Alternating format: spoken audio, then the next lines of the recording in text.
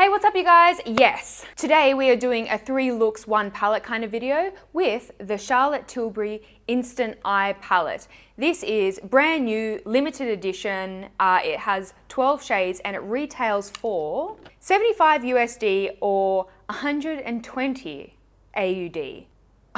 So real quick before we get onto the eye looks, I'm just going to give you my thoughts on this palette. When I received this eye palette, I was super excited and I posted about it on Instagram stories and I expected to like it, right?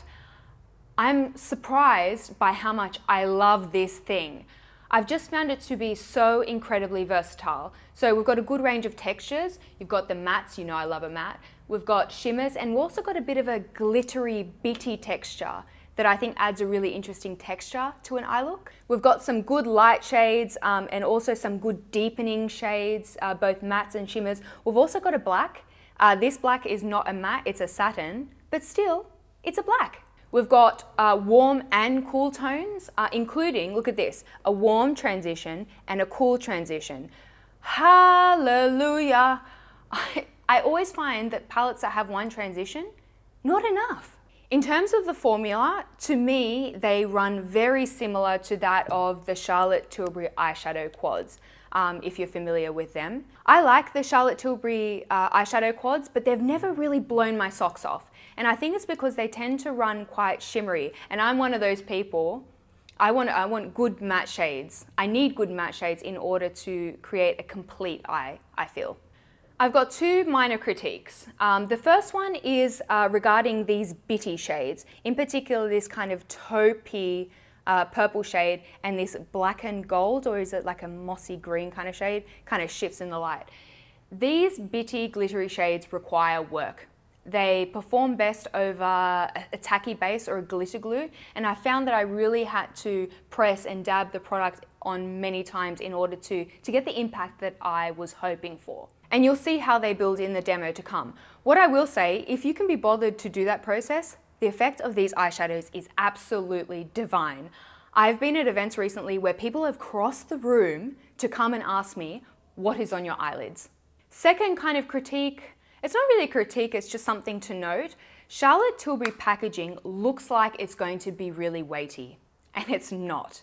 This is made of plastic and it's pretty lightweight. I find the same thing with the Film Star Bronze and Glow. This is also plastic, although this is even weightier than the palette. This is not really a con for me and it will be good for traveling, but I thought I would mention it just in case you happen to buy makeup online like me. I wouldn't want you to receive it and then be kind of disappointed that it's not as weighty as you expected. The clasp though, very secure. This is a pricey palette, right? There's absolutely no denying that. And there'll be people that will say, I could never justify spending that kind of money on makeup. And that's totally cool, I get it.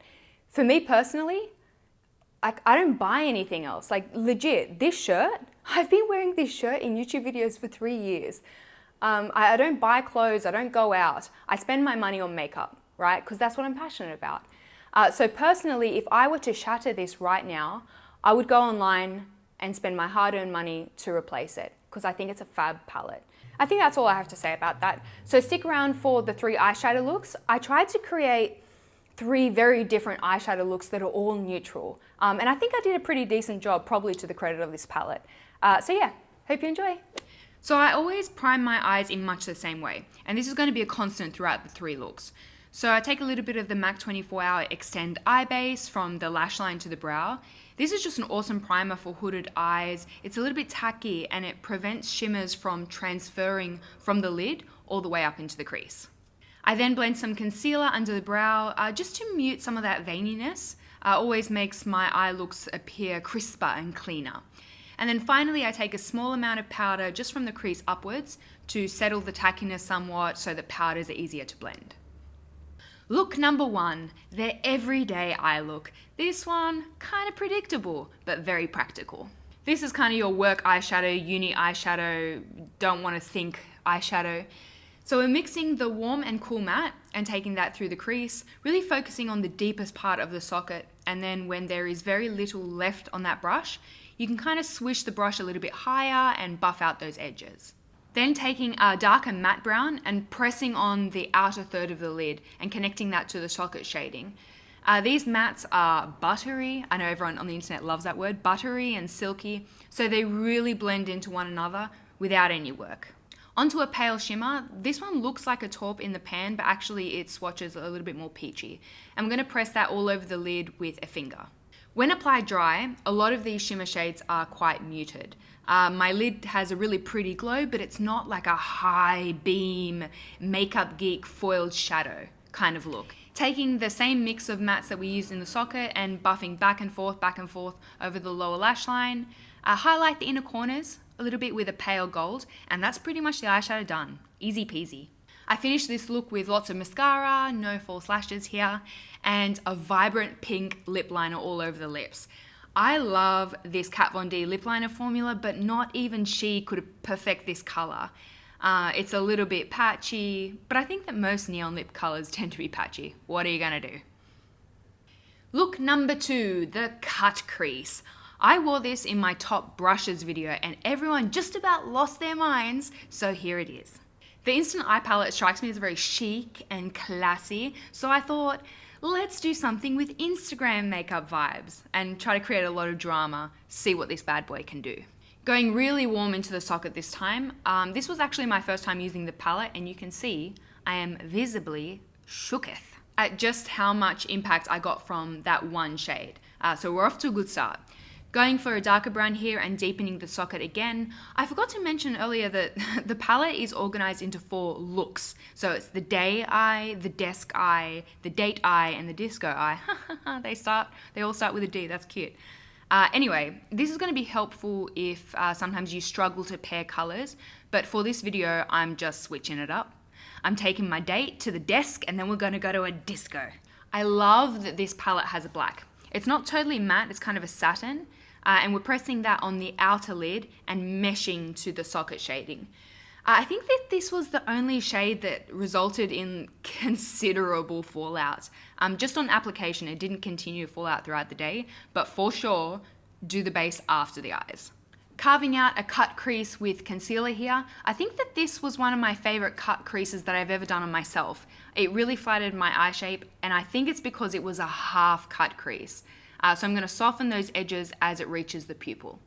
Next, going in with this kind of a pale rose gold shimmer over the inner portion of our cut crease. You can't really see this over the light concealer, but it happened.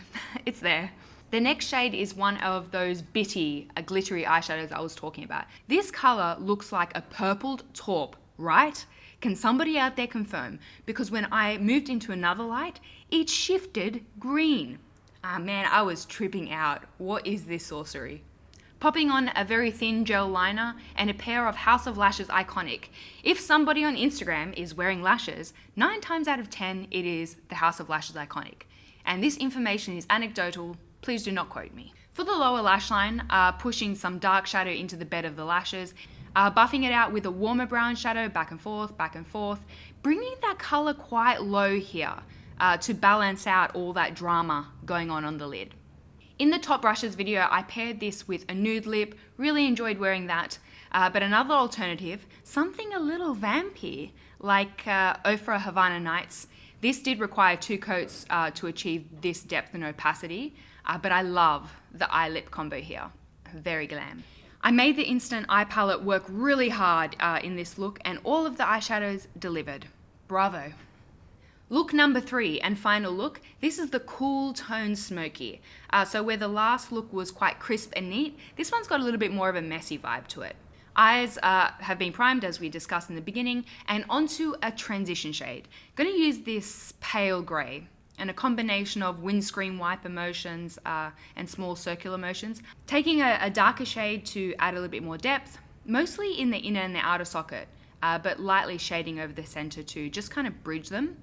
I decided that I wanted to bring that shade onto the lid, so switching to a flatter brush and pressing on the outer and inner lid yet again, keeping that center mostly bare. Onto this awesome shadow, yet another bitty, glittery shade.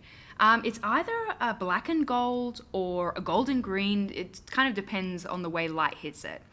Now you'll see what I mean when I say that this shade needs a little bit more effort. I pressed it onto the lid with a finger. I was underwhelmed. I knew that this shadow had more to offer. So I dabbed a bit of a glitter glue onto the ball of the lid. This one is by LA Splash. I really want to try the Too Faced glitter glue. I hear that one's really good.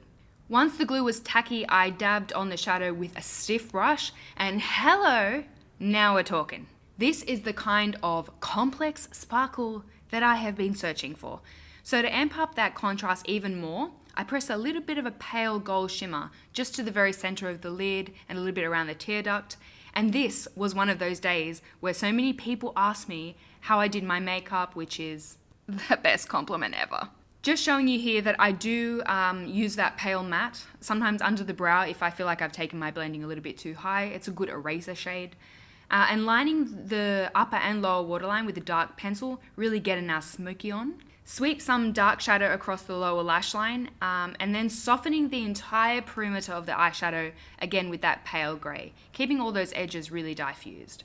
You can absolutely skip lashes with this look if you want. I was going to an event, so I popped on a pair of Huda Beauty Samantha lashes, which they're kind of imperfect and mishappen, which I think gives a smoky eye a really nice texture. Pair this makeup with some casual hair. I like a fishtail braid and maybe a My Lip But Better, and boom, the cool tone smoky eye. Between these three looks, I think I used every single shade in the palette, maybe bar one. So yay. Go me. If you guys enjoyed this video, then make sure you hit the thumbs up and you leave a comment and you subscribe. And also, if you're already subscribed, you should click the little bell notification next to the subscribe button. And what that means is that you will be notified every time I upload. So you'll never miss my future uploads. Yay! I hope you're having a wonderful day, whatever it is that you're up to, and I will speak to you all very soon. Bye.